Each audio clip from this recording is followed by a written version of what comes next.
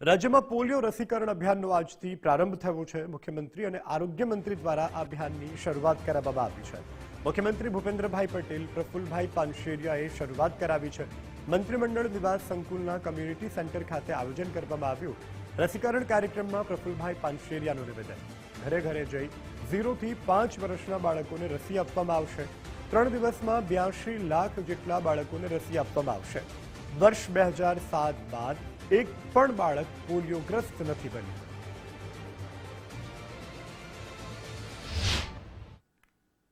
ઘરે ઘરે જઈને તમામ 0 થી 5 વર્ષના બાળકોને આ પોલિયો રસી પીવડાવવામાં આવશે। અંદાજે 0 થી 5 વર્ષના આ બાળકો 82 લાખ બાળકોને આ 3 દિવસની અંદર પોલિયોના ટીપા પીવડાવવામાં આવશે।